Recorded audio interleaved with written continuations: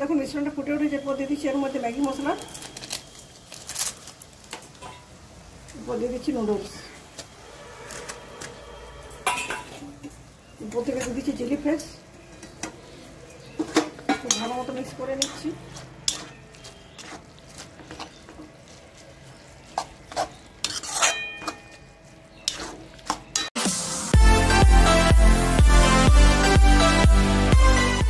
বন্ধুরা, আমার চ্যানেলে আপনাদের সবাইকে স্বাগত। আমি আজকে স্পাইসি রেসিপির সাথে আমার চ্যানেলে আপনাদের সবাইকে স্বাগত জানাচ্ছি। বন্ধুরা, আমরা সবাই নুডলস খেতে পছন্দ করি, কিন্তু খাওয়ার ধরনটা হয় বিভিন্ন ধরনের। আমি আজকে যেটা বানাবো সেটা হচ্ছে ঝাল নুডলস।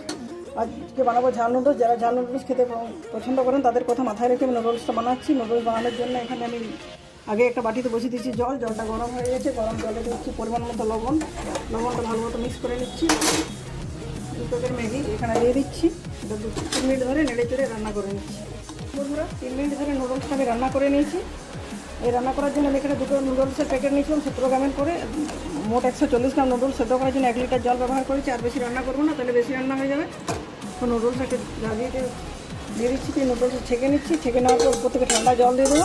যদি ঠান্ডা জল না দেওয়া হয়, গরম থাকে, তাহলে যদি প্রসেসটা চলতে থাকলে এটা খুব গলা পাঠিয়ে যাবে, পারফেক্ট নুডলস বানানো সম্ভব হবে না। উপর থেকে দিয়ে দিচ্ছি জল।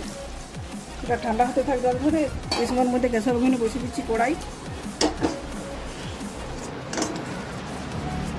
কড়াইটা গরম হয়ে যাক, তারপর এখানে তেল অ্যাড করছি। বন্ধুরা, কড়াইটা গরম হয়ে যাওয়ার পর কড়াইতে দিয়ে দিচ্ছি 1 চামচ সাদা তেল। তেলটা গরম হয়েছে, গরম তেলে দিয়ে দিচ্ছি কুচনো রসুন আর কুচনো কাঁচা লঙ্কা। এগুলো খুব ভালো মতো ভেজে নিচ্ছি। এগুলো যতক্ষণ ভাজা আছে সেই সময়ের মধ্যে একটা মিক্সচার বানিয়ে নেবো। এখানে একটা বাটি নিচ্ছি, বাটিতে নিচ্ছি 1 চামচ সয়া সস,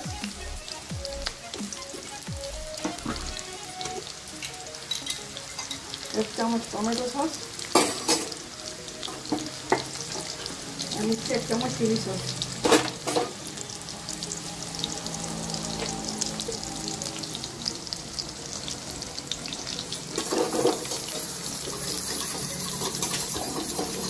অ্যাড করছি এখানে 1 চামচের মতো জল।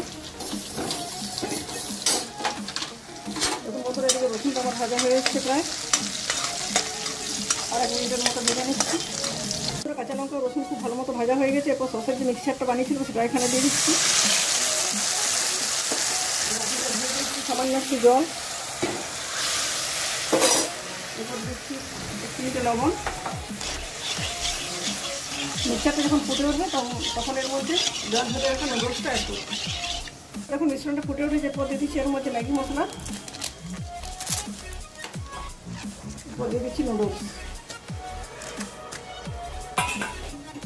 উপর থেকে দিয়ে দিচ্ছি চিলি ফ্লেক্স। ভালো মতো মিক্স করে নিচ্ছি। দেখুন বন্ধুরা, নুডলস এখানে দেওয়ার পর আরও 2 মিনিটের মতো রান্না করে নিয়েছি। আমার নুডলস পুরোপুরি রেডি হয়ে গেছে। উপর থেকে ছড়িয়ে দিচ্ছি একটু ধনে পাতা। তো বন্ধুরা, আমার spicy chilli garlic noodles ready. দেখুন বন্ধুরা, আমি ধনে পাতা দিয়ে গার্নিশিং করে দিয়েছি। আমার স্পাইসি চিলি গার্লিক নুডলসের রেসিপি রান্না কমপ্লিট হয়ে গেছে। এটা দেখতেও যেমন সুন্দর, খেতে অপূর্ব স্বাদের হবে। 8 থেকে 80 সকলে এটা খেতে খুব পছন্দ করেন। আপনারা অবশ্যই বাড়িতে বানিয়ে খাবেন, পরিবার সকলকে খাওয়াবেন। ভিডিওটি ভালো লাগলে লাইক, শেয়ার এবং কমেন্ট করে জানাবেন কীরকম লাগলো। যদি আপনারা ইউটিউবে আমার ভিডিওটি দেখেন, অবশ্যই চ্যানেলটি সাবস্ক্রাইব করে না থাকলে চ্যানেলটি সাবস্ক্রাইব করে দেবেন। আর যদি পেজ থেকে দেখেন, পেজটি অবশ্যই ফলো করে দেবেন। তো বন্ধুরা, আজকের মতো এই পর্যন্ত। পরের দিন ফিরে আসছি নতুন কোনো রেসিপির সাথে। ধন্যবাদ।